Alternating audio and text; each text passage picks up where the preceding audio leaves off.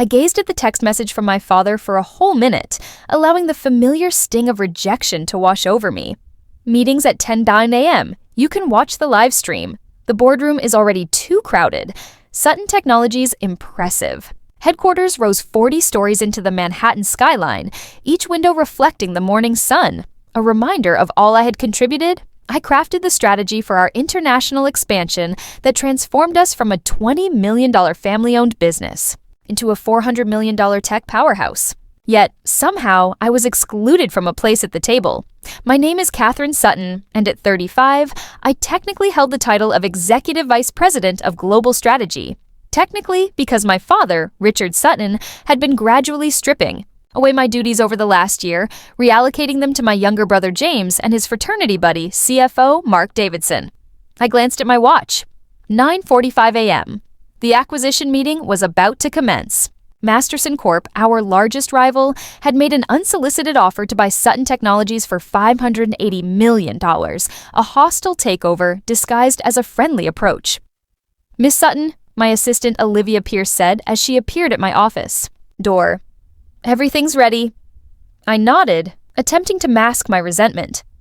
"They're not expecting us in the boardroom?" I asked. "No," she replied, a slight smile forming on her lips. "They're not." Olivia had been with me for 3 years since I recruited her fresh out of Harvard Business School. While others saw her as a quiet, efficient assistant, I recognized a strategic mind, sharp enough to cut diamond. Through the glass walls of my 38th floor office, I observed people entering the main boardroom 2 floors below. James in his impeccably tailored Tom Ford suit, Mark with his Rolex glittering under the fluorescent lights, and my father presiding at the head of the table. My phone buzzed again. Another message from James. "Don't worry, sis. We'll update you after we finalize the deal." That smirking emoji was the last straw. "Olivia," I said softly, "show me." She placed a thick folder on my desk, opening it to reveal documents I had never seen before. Stock purchase, agreements, voting trust certificates, private placement memorandums, all dated over the last 18 months. "How did this start?" I asked. "When they began sidelining you," Olivia explained, "I started tracking unusual transactions, small stock sales, privately held shares changing hands. Your brother has been quietly selling his shares to fund his new venture." I leaned in, scrutinizing the figures. "How many shares combined? With your existing 15% stake and what I've acquired through various shell companies?" She paused. "We now control 51.3% of Sutton Technologies." My head snapped up. "We?" Olivia's professional demeanor cracked slightly, revealing a flash of steel beneath. "The shares are held by Winterbridge Capital. You're the sole director." I leaned back, realization dawning. While they were playing corporate politics, Olivia had been executing a stealthy takeover. Every time I was excluded from a meeting, or my input dismissed, they never noticed her quietly acquiring proxy rights and buying shares. "The master offer?" I asked. "A setup," she confirmed. "I may have suggested to their board that Sutton Technologies was vulnerable." They did exactly what we anticipated. Through the glass, I saw the Masterson Corp. Representatives entering the boardroom. Their lawyer began distributing documents as my father smiled broadly, likely already counting his payout. "They think this meeting is about selling the company," I said slowly. "It is." Olivia's smile widened a bit. "Just not to Masterson." My phone lit up with another text from James. "Boardroom's packed. Live stream link in your email. Don't want to miss your baby brother's big moment." I stared at the document in front of me, then at Olivia, then at the smug faces in the boardroom below. "How long until they realize the meeting starts?" "In 3 minutes?" she replied, checking her tablet. "I'd say they'll figure it out in about 10. I stood up, smoothing my blazer. "Let's not keep them waiting, then." "One more thing," Olivia added, pulling out another folder. "You'll want to see the internal audit results before we go in, particularly the section about James's creative accounting." I flipped through the pages, my eyes widening at the documented evidence of fraud, embezzlement, and tax evasion. They hadn't just been pushing me out, they'd been robbing the company. "Is everything verified?" I asked. "Triple-checked. The SEC would be very interested." I closed the folder, feeling a calm certainty settle over me. Years of being underestimated, dismissed, and betrayed had led to this moment. Send the live stream link to my phone, I said, gathering the documents. I want to see their faces when we walk in. Olivia nodded, already typing. Security has been notified and is ready to cut access to all systems on your signal. I took one last look at my office, at the company I had helped build, at the family that had tried to push me out. In 10 minutes, everything would change. Ready? Olivia asked, holding the door. I smiled, feeling the weight of 51.3% ownership in my hands. Let's go say hello to the board. The elevator ride down to the 36th floor was silent, except for the soft tapping of Olivia's fingers on her tablet. She had organized everything meticulously. Security teams positioned at every exit, ready to lock down all systems, even a press. Release drafted and ready to go. The Masterson team doesn't know, I asked. They think they're here for a standard acquisition meeting, Olivia confirmed. Their CEO's face when he realizes he's been played should be interesting. Through my phone, I watched the live stream as James took the podium. His confidence was breathtaking as he stood there in his $5,000 suit, addressing the board as if he had earned his position by anything other than nepotism. Today marks a historic moment for Sutton Technologies, he announced, his voice carrying through my earpiece. The Masterson acquisition represents... I muted the audio and turned to Olivia. Show me the proof of embezzlement again. She pulled up detailed financial records on her tablet. Over the past 18 months, James and Mark had systematically siphoned off nearly $28 million through a complex web of shell companies and fake vendor contracts. The pattern is obvious once you know where to look, Olivia explained. They created consulting firms that existed only on paper, then billed for services never rendered. Classic fraud just executed with better paperwork. And Dad knew everything. He signed off on most of it. We have his electronic signatures on all the key documents. The elevator stopped, and through the glass walls, I could see the boardroom 20 feet away. James was still speaking, gesturing enthusiastically at a PowerPoint presentation about synergy opportunities. Miss Sutton, a deep voice greeted us. Michael Chin, head of security, stood waiting with two of his team. Everything's in position. I nodded. Anyone tries to leave that room without my permission, they don't, he finished firmly. My phone buzzed again, another text from James. Kill it in here, sis. Don't worry, I'll make sure you keep your job after the merger. I showed Olivia the message and she actually laughed. Should we tell him you've already decided on his severance package? Let's break his heart gently, I replied. Though we both knew there would be nothing gentle about what came next. I pulled up the internal audit report on my phone, sending copies to every board member's email with a single click. In the boardroom, I watched as phones began buzzing simultaneously. James faltered mid-sentence as notifications lit up across the room. My father frowned, reaching for his phone, while Mark's face suddenly lost its smug expression as he opened the document. Right on schedule, Olivia murmured, checking Herb. Watch. Would you like to see the surveillance footage we gathered? She pulled up videos on her tablet, James meeting with fraudulent vendors in underground parking lots, Mark shredding documents after hours, my father in his office explicitly discussing how to hide transactions from Catherine's prying eyes. They never considered that your quiet assistant might be watching, Olivia noted, her satisfaction evident. Rich men in expensive suits tend to ignore women they consider beneath them. Through the glass, I could see the panic spreading. Bored. Members were whispering urgently to each other, and the Masterson team looked confused. James had stopped speaking entirely, his face turning pale. My father stood up abruptly. We need a brief recess. Actually, I said into my phone, triggering the boardroom speaker system, you need to stay exactly where you are. Every head in the room snapped toward the sound of my voice. Through the glass walls, they could see me standing in the hallway, Olivia by my side, security personnel positioned strategically behind us. The meeting will continue, I continued, my voice echoing through the speakers, just with a slightly different agenda. What is this? James demanded, but his voice trembled slightly. Check your email again, I replied. You'll find updated ownership records for Sutton Technologies. Pay particular attention to the controlling interest section. I watched through the glass as they frantically refreshed their phones. The color drained from my father's face as he realized what he was seeing. Impossible, he whispered, but the microphones picked it up. These shares, where did they... Would you like to explain the fraudulent consulting contracts first? I asked. Or should we start with the offshore accounts you've been hiding from the IRS? Mark jumped to his feet. You can't prove? Sit down, Mr. Davidson. Olivia spoke for the first time, her voice carrying clearly through the speakers. The SEC has already received copies of everything we're about to discuss. The Masterson CEO looked between us and my family, realization dawning on his face. This isn't an acquisition meeting, is it? Oh, it is, I replied. Just not the one you were expecting. I nodded to Olivia, who pressed a button on her tablet. The boardroom's main screen lit up with a new presentation. Sutton, Technology's restructuring plan, effective immediately. Now, I said, reaching for the boardroom door handle, shall we begin? The faces staring back at me were a symphony of shock, betrayal, and dawning horror. My father gripped the table as if it might save him, and James looked like he might vomit on his expensive shoes.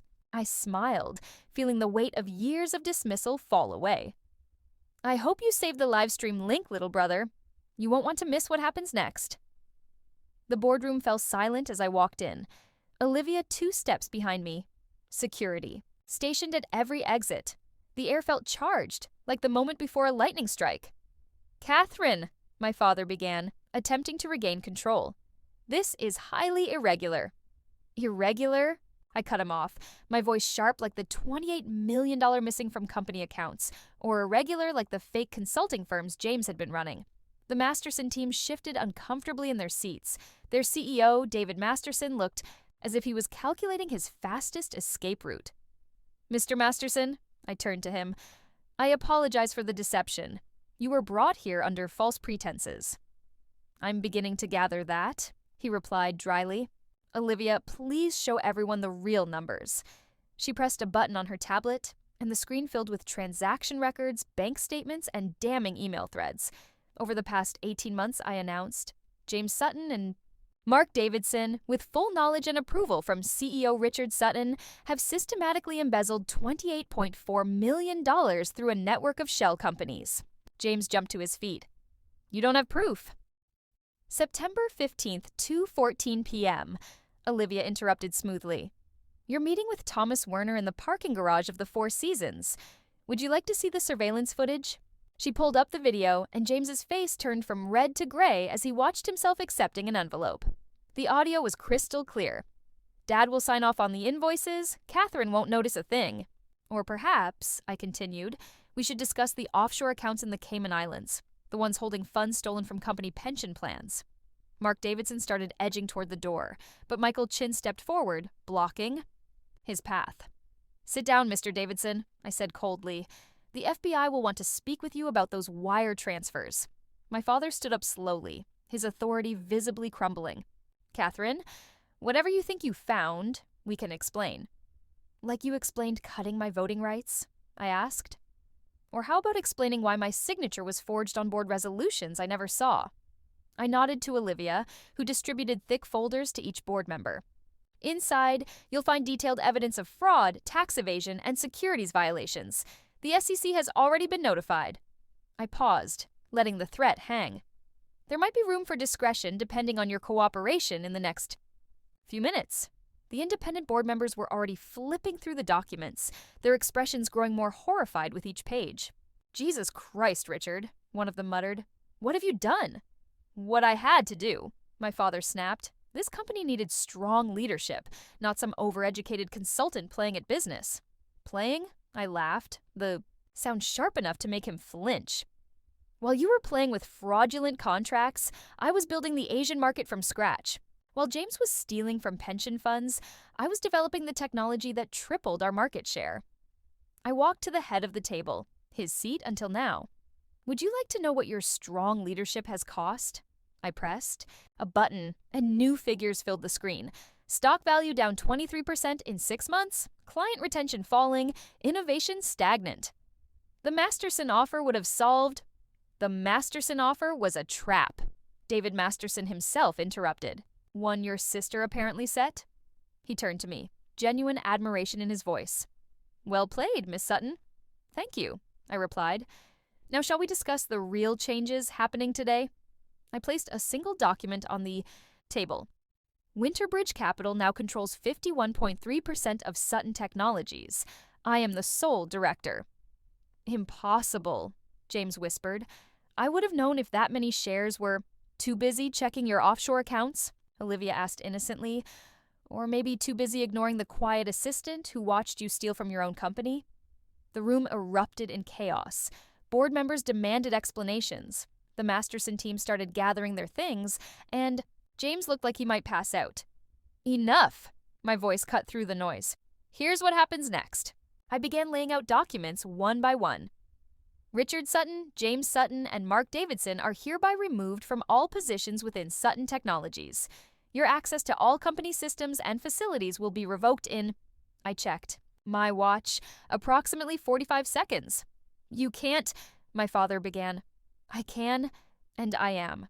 Furthermore, you have exactly 48 hours to return every dollar stolen from this company, or the FBI gets everything we've collected." Mark Davidson slumped in his chair, defeated. James was texting frantically, probably to his lawyers. "The board will be restructured," I continued. "Mr. Masterson, I believe we can find more productive ways to collaborate than a hostile takeover." He nodded thoughtfully. "I look forward to those discussions." And finally, I turned to my father, who had aged a decade in the past hour. "You should know that Mom's trust fund, the one you've been trying to access, I've already moved it beyond your reach." That was the final blow. He fell back into his chair, all pretense of authority gone. "Olivia," I said quietly, "please escort my family out of the building. Their personal items will be shipped to them after a thorough audit." She smiled, pressing a final button on her tablet. Throughout the building, doors clicked as security protocols engaged. "It's done," she said. "All access revoked." I looked at my father, brother, and their co-conspirator one last time. "I believe you can watch the rest of this meeting online," I said. "The live stream link should still work." The next 24 hours transformed Sutton Technologies. Security. Teams supervised as James, Mark, and my father were escorted from the building, their access cards deactivated, their emails archived and frozen. Employees watched in stunned silence as the men who had ruled the company like their personal kingdom were reduced to civilians waiting for their drivers on the street below. By midnight, Olivia had orchestrated a complete digital lockdown.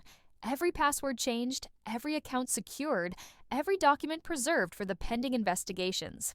She worked with a quiet efficiency that made me realize why she'd been so effective at gathering evidence. No one had ever really seen her coming. "The offshore accounts are being frozen," she reported, bringing me coffee in my father's now vacant office on the top floor. "Their personal devices have been remotely wiped of company data, though James did try to delete quite a few." Interesting emails first. I looked out over the Manhattan skyline. The city lights reflected off buildings like stars. "Any response to the repayment demand?" "Their lawyers contacted us an hour ago. They're willing to negotiate terms." I turned from the window. "There are no terms. Full repayment or federal prosecution? They have—" I checked my watch. 39 hours left to decide. The next morning, the Wall Street Journal ran the story. Sutton Technologies announces leadership change amid financial investigation.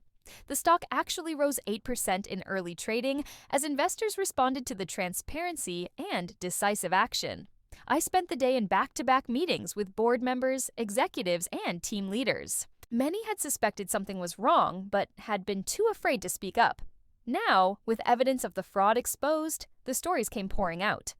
"They killed my entire development budget," the head of R&D confided.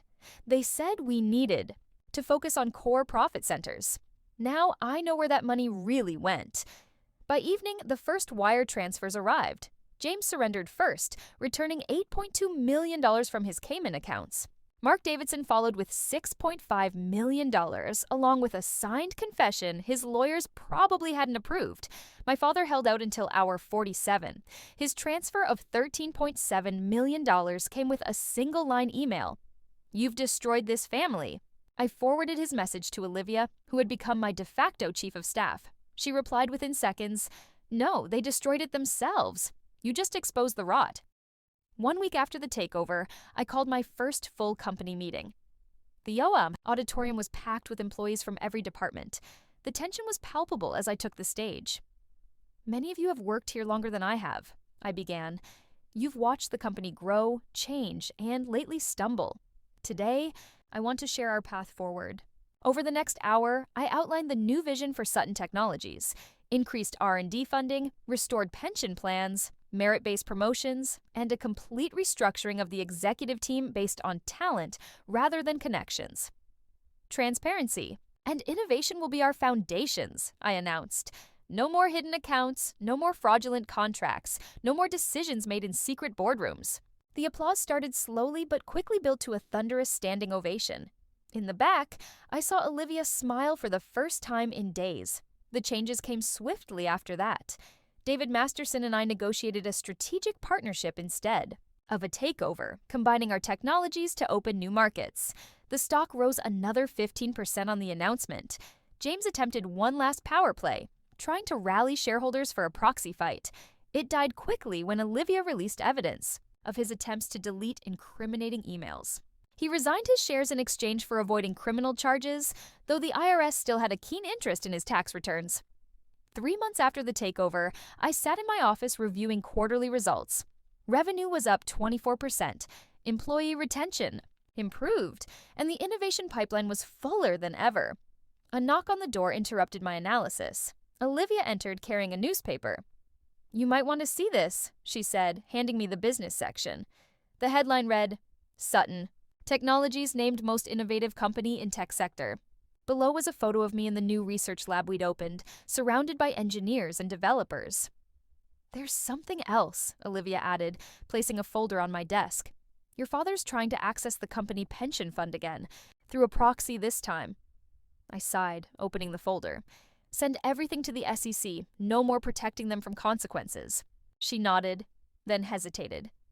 "He's also requested a meeting. Says he wants to heal the family." I thought about the years of dismissal, the casual cruelty, the systematic destruction of everything I'd worked for. Then I thought about the company we were building now, stronger and more ethical than they could have imagined. "Tell him he can watch our next shareholders meeting online," I replied. "The live stream link still works." Olivia smiled, understanding perfectly. "I'll have security update the blocked list." As she turned to leave, I called after her. "Why did you help me take them down?" She paused at the door. "Because you built while they destroyed. Because you earned everything they stole." She straightened her impeccable blazer. "And because I believe talent and integrity should win over privilege and fraud." I nodded, turning back to the quarterly reports. Outside my window, the sun was setting over Manhattan, painting the sky in shades of possibility. Sometimes the quietest people in the room are the ones you should watch most carefully. Sometimes the greatest victory isn't in the takeover, but in rebuilding something better from the ruins of betrayal. And sometimes, just sometimes, justice comes with a corner office and a really good assistant.